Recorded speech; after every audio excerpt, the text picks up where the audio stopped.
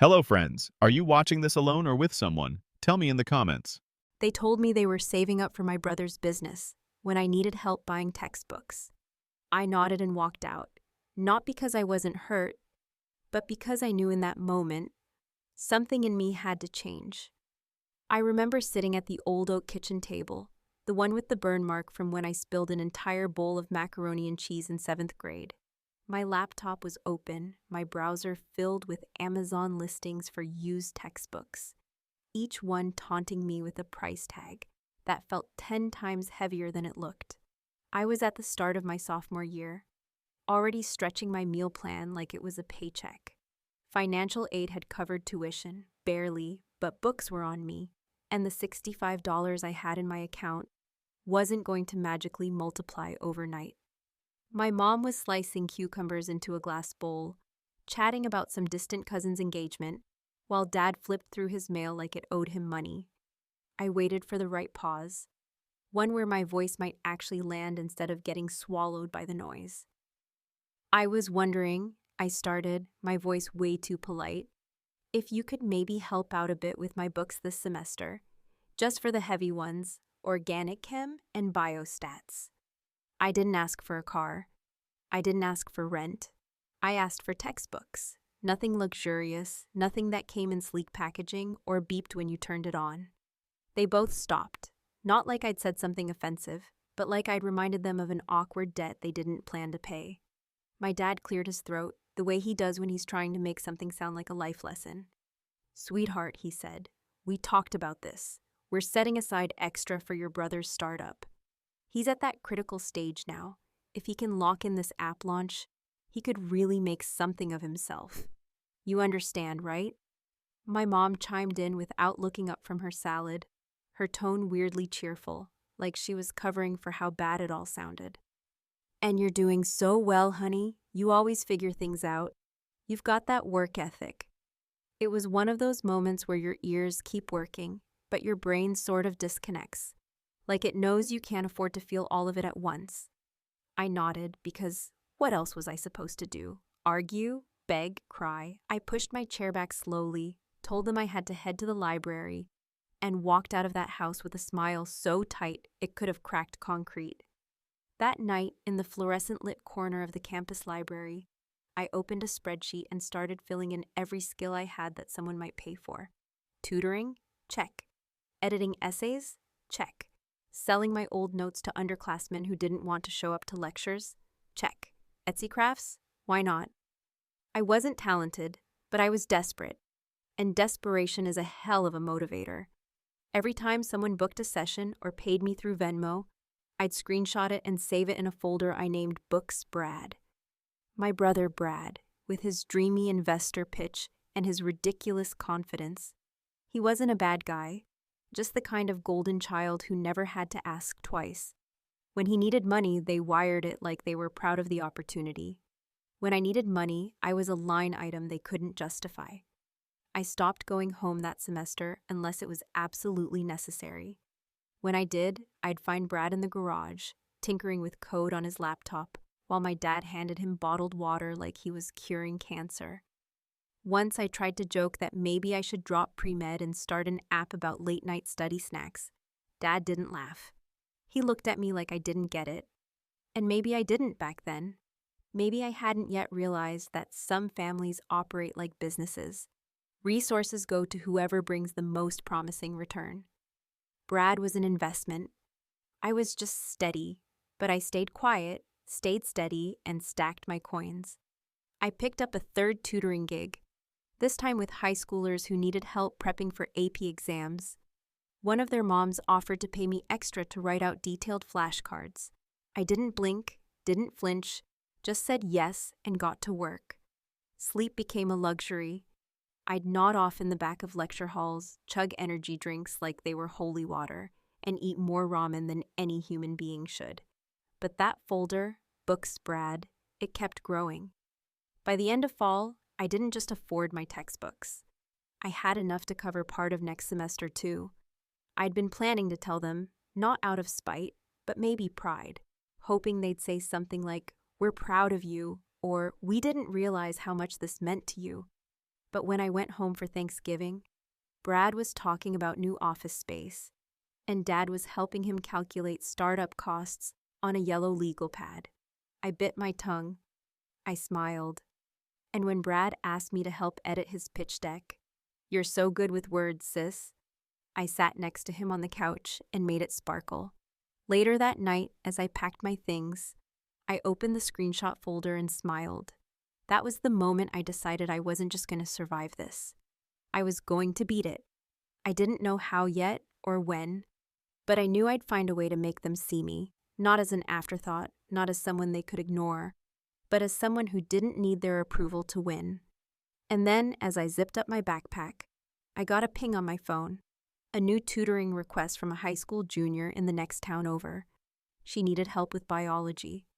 Her mom was offering to pay double if I could come in person. I stared at the message, heart pounding. This wasn't the end. It was just the beginning. By the time January rolled around, the campus was blanketed in that grim post-holiday gray that only made you question why you'd ever romanticized winter in the first place.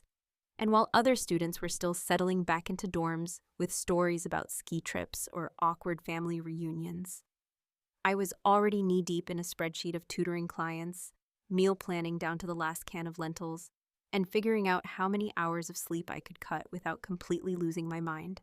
Because the truth was, if I had to rely on anyone but myself, I knew damn well I'd come up empty-handed again, and I wasn't about to let that happen twice. Most mornings started the same way. Alarm blaring at 6, a granola bar in one hand, and a coffee in the other, not because I liked it, but because caffeine had become a necessity. And the library was already open by the time I made it across campus, where I'd squeeze in an hour of reading or grading before my first class. The tutoring sessions came next, some on Zoom, some in person, ranging from frazzled high schoolers failing Algebra 2 to freshman engineering majors who were smart but lazy, the kind of students who probably got an allowance from parents who actually answered their calls. They didn't know how to study, how to stay focused, or how to make sense of professors who mumbled through PowerPoints. And while part of me rolled my eyes, another part quietly thanked them, because their confusion was my paycheck, and I couldn't afford to be too judgmental. At night, I worked on what I like to call my second shift, which meant editing essays, building quiz decks, and, on good nights, working on the Etsy store I had launched almost on a dare. I sold printable planners and hand-lettered bookmarks, mostly to stressed-out moms and college students too broke to buy real ones. It wasn't glamorous, and it didn't make much, but when you're scraping together money for textbooks and tampons in the same Target aisle, even 10 extra bucks feels like a raise. I lived off campus to save on housing, sharing a tiny 2-bedroom with a girl named Alicia, who worked night shifts at the hospital. We rarely saw each other, which worked out fine. And between us, we had one working stove burner and an old microwave that made a noise like it was summoning the dead. Despite all that, or maybe because of it, I started to feel something strange creeping in around the edges of my exhaustion. This quiet, stubborn pride. It wasn't loud or boastful, and I didn't talk about it, not even when I saw friends casually swipe their student ID cards to charge meals their parents would eventually pay for. Instead, I kept my head down and focused, because every time someone said I was so organized or so driven, what I heard instead was, "You're doing this all alone, and somehow it's working." My parents still called, of course, mostly to talk about Brad and how things were really taking off now. I'd hear about how he was hiring his first intern, how he'd met with some local investor, how my dad thought his idea was so innovative, really ahead of the curve. Once, during one of those calls, my mom mentioned how tired I sounded and asked if I was eating okay. I said I was fine, which was technically true if you count instant rice and peanut butter as a food group. She followed up with, "You've always been so independent," and I knew she meant it as a compliment, but it landed like a reminder that I was the kid who had learned not to ask for too much. The only time things got complicated was when Brad called me directly, which he did one night in February, sounding a little more frantic than usual. He needed help polishing a proposal for a city grant program, And since I knew how to make things sound professional, could I take a look? I was sitting at my desk surrounded by flashcards and a cup of soup I'd already reheated twice. But I told him sure, because I still hadn't figured out how to say no to him. Not really, and even though the part of me that remembered our parents' kitchen conversation wanted to scream, another part still wanted to believe that maybe he didn't know how unfair it all was. We stayed on the phone for 2 hours, him talking through metrics and projections, me reorganizing his pitch so it didn't sound like a frat boy wrote it. When we finished, he thanked me, not in a dismissive way, but like he actually meant it, and said something about how he didn't know how I managed to juggle so much. "You've always been the smart one," he said. I laughed, but not because it was funny. It was the first time in years he'd said something that felt like real admiration, and I didn't know how to respond, because part of me still wanted that approval, still craved it, even after everything. By the end of that semester, I had more in savings than I'd ever had in my life. Not a fortune, but enough to start thinking bigger, maybe an extra class this summer, or a real laptop to replace the hand-me-down that wheezed every time I opened more than 3 tabs. I didn't tell my parents, though, not because I wanted to surprise them, but because I knew it wouldn't matter. Their eyes were on Brad, and Brad's eyes were on his launch, and I had learned to stop expecting applause for things they didn't even notice. But still, sometimes I caught myself imagining what it would feel like if they did notice, if they saw the grind, the discipline, the sheer will it took to pull myself through college with no safety net. I wondered if they'd ever realize that while they were betting on my brother, I had quietly become someone worth betting on too. Then, one night, as I was closing up my tutoring session at the local cafe, the owner, a wiry woman in her 40s with 3 kids and a degree in hospitality, asked if I ever thought about consulting. "You've got a brain for system," she said, wiping down the counter. "People pay good money for that." And just like that, something shifted, because maybe, just maybe, this hustle wasn't a temporary fix. Maybe it was the start of something bigger. It was early summer when things really started to change, not with any grand announcement or miracle breakthrough, but with the kind of small, deliberate shift that you don't notice until you look back and realize that, somewhere along the line, you stopped surviving and started building something. And while most people measure success in degrees or promotions or dollar signs, I measured mine in quiet victories. Like the first time I bought an entire set of textbooks without calculating which chapters I could probably find online for free, or the day I upgraded from instant coffee to the kind that came in a real bag with a zip seal and didn't taste like hot dirt. The consulting gig came through the same cafe owner who had casually floated the idea during a tutoring session. And while I hadn't thought she was serious at the time, she called me a week later and said her friend, who ran a nonprofit that helped adults re-enter the workforce after incarceration, needed help organizing their intake system, because apparently nobody on staff could figure out how to make Excel work without crashing their ancient desktop. I showed up in thrift store business casual with a dollar store notebook and my secondhand laptop, expecting chaos, and found exactly that. Files stacked like fortresses, volunteer schedules written on Post-it notes, and a database that looked like it hadn't been updated since the Bush administration. I didn't know anything about criminal justice or grant writing, but I knew systems, and after 2 weeks of streamlining their intake process, automating the appointment calendar, and showing the staff how to use free software to keep better records, they paid me $400 and asked if I could come back once a month to keep things running. That money didn't just help me breathe easier. It made me feel, for the first time in years, like I had something valuable to offer that wasn't tied to my grades or my ability to explain calculus to bored teenagers. It was the first time I'd walked into a room as just me, not someone's daughter, not someone's sister, not some girl trying to piece together a degree with duct tape and caffeine, but someone with answers, someone they actually needed. It wasn't glamorous work, and nobody gave me a plaque or a standing ovation, but I remember sitting on my couch that night, staring at the mobile deposit confirmation and thinking, I did this, not because someone gave me a shot out of pity or obligation, but because I made myself useful, I solved a problem, and I got paid. And that feeling, that small but undeniable sense of ownership, stayed with me every time I got up at dawn to grade papers or stayed up until midnight fixing formatting on a grant proposal. I was no longer waiting for someone to save me, and I sure as hell wasn't waiting for my parents to change their minds about who they thought was worth investing in. Meanwhile, Brad was riding his wave of early success, which meant his startup had moved into a shared office space downtown, the kind of place with free kombucha and beanbag chairs and walls covered in whiteboard paint, so everyone could feel like a genius while they scribbled buzzwords in dry erase marker. Our parents were over the moon, of course, sharing every update like it was breaking news, calling to tell me that he'd made it onto some 30 under 30 local entrepreneur list that nobody outside our zip code had ever heard of, and suggesting gently, always gently, that I think about applying my energy toward helping him build out the business long term, as if everything I'd been doing for myself was just the warm-up act for his main event.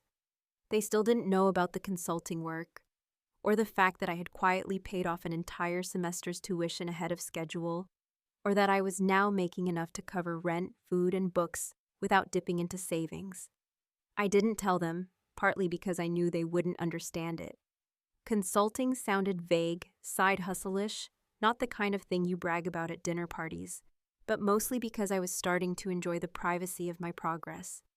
It felt like mine, wholly and completely untouched by their expectations, or their praise, or their ability to ruin a good thing by comparing it to someone else's.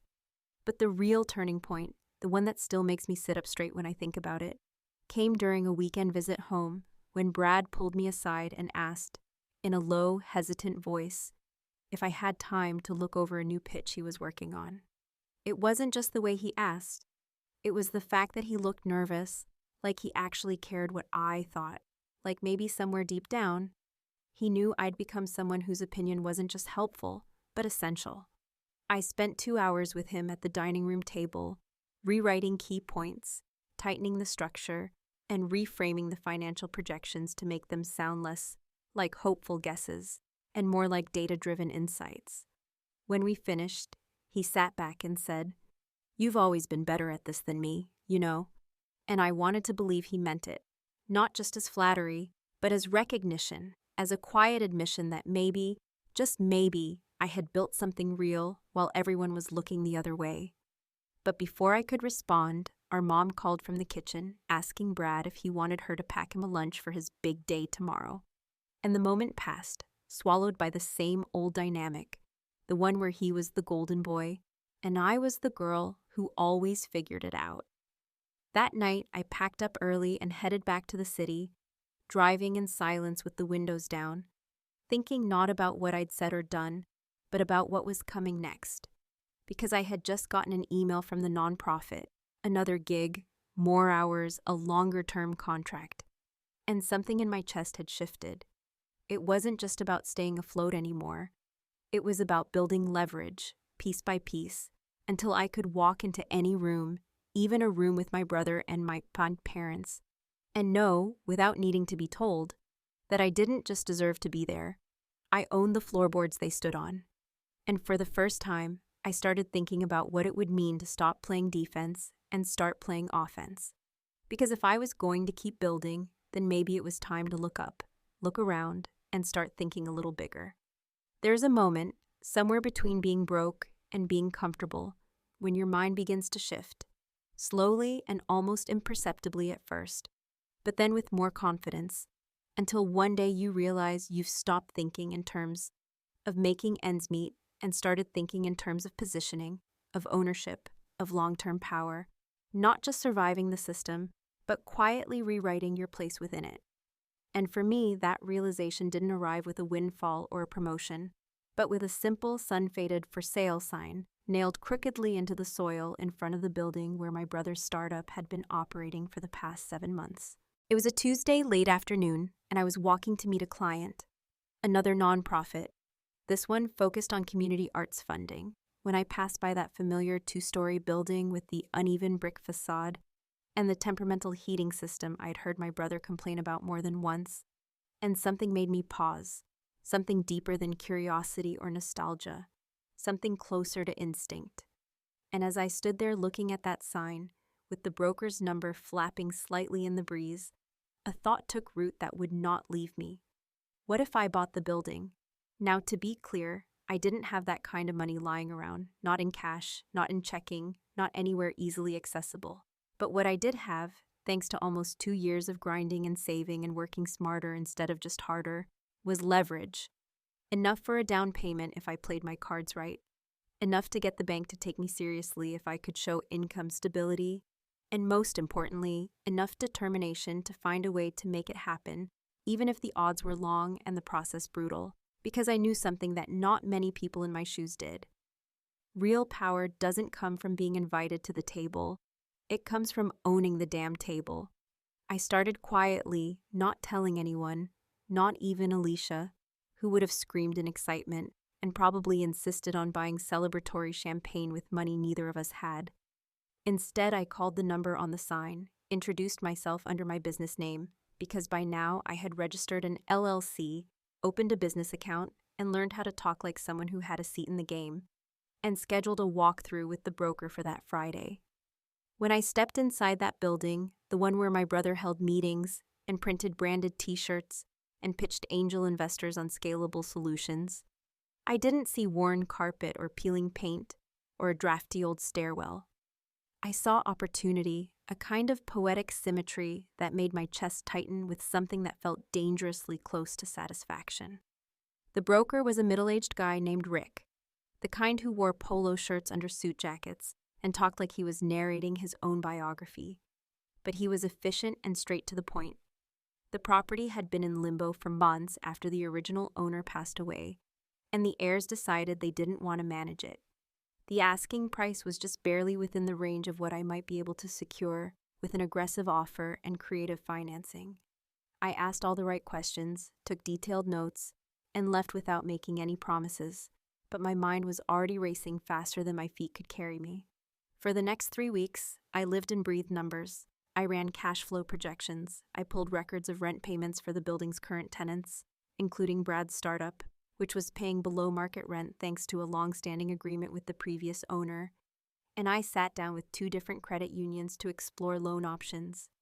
Every night, I revised my pitch deck, the same way I had done for Brad all those months ago. Only this time, the numbers were mine, the projections were mine, and the future I was presenting belonged entirely to me.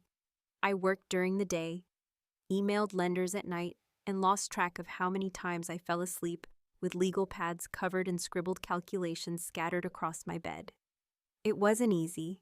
I had to call in every favor, lean on every professional relationship I had carefully built through my consulting work, and even pull from my emergency fund to cover upfront legal fees. But eventually, I had what I needed: a conditional approval from a lender, a signed offer, and a closing date circled on my calendar in permanent marker. I didn't tell my family, not yet, because I didn't want their questions or their doubts or their half-baked congratulations to ruin what I was building in silence. I wanted this to be mine, fully and without apology. The irony didn't hit me until 2 days before closing, when I was walking past that same building and saw Brad standing outside, talking animatedly into his phone with that particular kind of urgency that meant something wasn't going smoothly. I ducked into a coffee shop before he could see me and watched through the window as he paced back and forth, clearly agitated, waving his hands the way he did when he was trying to convince someone of something. Later, I would learn they had just lost a key investor and were scrambling to cut costs across the board, including rent. Part of me felt a pang of guilt, a flicker of something I didn't quite want to name, because while I hadn't engineered his struggles, I had absolutely positioned myself to benefit from them. And when the final documents were signed and the keys handed over, when my name appeared on the deed, and I walked through the building not as a visitor, but as the new owner, that guilt didn't vanish. But it didn't stop me either. Because the truth was, I had done what I was never supposed to do. I had caught up, passed them, and bought the very floor they walked on. When I got the text from Brad a few days later asking if I had heard anything about the building sale, I paused for a long moment before replying. I told him I had. I told him the building had a new owner, and then I told him we should talk about the lease. His reply was short, almost too casual, like he was trying to mask the unease. Wait, what? Are you serious? But I was already thinking about the next step, because this wasn't about revenge anymore. It was about setting the terms. And this time, the terms were mine. When I walked into the building that morning, keys in hand, the quiet echo of my own footsteps stretching through the narrow hall like a reminder that things had changed in ways no one had expected, least of all me, I felt something unfamiliar stirring in the pit of my stomach. Something not quite joy, not quite triumph, but a complex and heavy satisfaction, like the slow burn of a long-forgotten fire that had finally been stoked back to life. Because while the idea of owning the place where my brother's startup lived had begun as little more than a whispered fantasy, some half-formed notion born out of resentment and pride, it had become, in a matter of weeks, a tangible reality. And now here I was, not as a visitor or a guest or a helpful sister, but as the landlord, the one who got to decide what happened next. The building itself hadn't changed much since the last time I'd walked through it with the realtor. Same creaky floors, same unreliable elevator, same faded exit signs that buzzed faintly in the silence. But it felt different now, not because anything had been renovated or replaced, but because I saw it with new eyes, saw it not as an obstacle or a backdrop to someone else's success, but as a piece of leverage I had earned with every unpaid hour, every skipped meal, every late-night spreadsheet that nobody else had seen. And when I stepped into the office suite my brother's company rented, I didn't knock or announce myself, because I didn't have to, not anymore. Brad looked up from his laptop, caught off guard, but trying not to show it, his usual casual charm faltering just slightly around the edges as he stood up and asked, with a tone that was equal parts confused and cautious. "So it's really you? You bought it?" I nodded. Watching him process that sentence in real time, watching the realization sink in, that the building he thought of as his safe haven, his launch pad, his sanctuary from the unpredictability of startup life, was now owned by someone he'd barely acknowledged in the family group chat for the past 2 years. Someone who had been sitting in the background, listening and smiling and quietly stacking every favor and failure into a foundation that had led directly to this moment. He tried to smile, to play it cool, but there was a flicker in his eyes, a subtle tension in his jaw, that told me he understood what this meant. And when he asked if we could talk, really talk, I said yes, not because I owed him anything, but because I wanted to hear what he thought he could offer now that the roles had shifted so drastically. We sat in the tiny break room with its half-stocked fridge and crooked blinds, and he laid it out for me, not with arrogance or bluster like I expected, but with something that bordered on vulnerability. The investor had backed out, the runway was shorter than they'd planned. They were trying to secure bridge funding, but it wasn't guaranteed. And they needed a rent reduction, temporary, of course, just until things stabilized. He looked at me like he wasn't sure which version of me he was speaking to. The sister who used to help him edit pitch decks at the dining room table, or the woman who now held the lease to the very space his business depended on. I listened silently, arms folded, letting him finish without interrupting, because I needed to hear the full story, needed to watch him squirm a little, not out of cruelty, but because for the first time, he was sitting in a position I knew all too well, the position of needing something and not being sure if the person across from you cared enough to give it. When he was done, I leaned back and let the silence stretch between us, heavy and deliberate, before I finally said, "I'll consider a short-term adjustment, but I'm raising the rent in 60 days. Market rate, no discounts, no family deals, no exceptions." His face twitched, and for a moment I thought he might argue, might plead, might try to pull the older brother card, or guilt me into relenting. But instead, he just nodded slowly and asked if I would send over the new terms in writing, like any other landlord would. And that's when I realized that whatever illusion we'd been operating under before, whatever blurred lines still existed between blood and business, had just evaporated. Later that night, after the new lease terms had been drafted and emailed and read, with whatever mix of disbelief and resignation Brad was surely feeling, I sat alone in my apartment with a glass of cheap wine and the hum of the city drifting through the window, trying to make sense of the emotional cocktail that had been brewing inside me all day. It wasn't pure satisfaction, though that was part of it. It wasn't revenge, not really, because I hadn't humiliated him or ruined him or taken away anything that wasn't already at risk. What I had done, in the most measured, deliberate way possible, was turn the tables and then let him sit at them. And yet, as much as I had earned this moment, as much as I had sacrificed and suffered and outmaneuvered every obstacle they'd put in front of me, I still couldn't shake the small ache that came from knowing it had to be this way. That in order for me to finally be seen, to finally be heard, I had to become something a little colder, a little sharper, a little more detached than I ever thought I'd be. Because while I hadn't set out to punish anyone, I had set out to prove something, and now that I had, I couldn't help but wonder what came next. Whether this power I'd claimed would change me in ways I hadn't yet understood. I saw my parents the following weekend, sitting across from them at brunch while they praised Brad's resilience and his hustle and speculated optimistically about the next wave of funding, all while carefully avoiding any mention of the fact that I now held the lease on their golden boy's lifeline. They asked me how work was going. I said steady, and we left it at that, like we always did. Like truth was something too heavy to unpack over pancakes and coffee. But as I got up to leave, my mom touched my arm gently and said, "We're proud of you, you know." And I smiled, not because it meant anything, not because I believed her, but because for the first time, it didn't matter if she meant it or not. I had the keys, and next month, the rent would be due.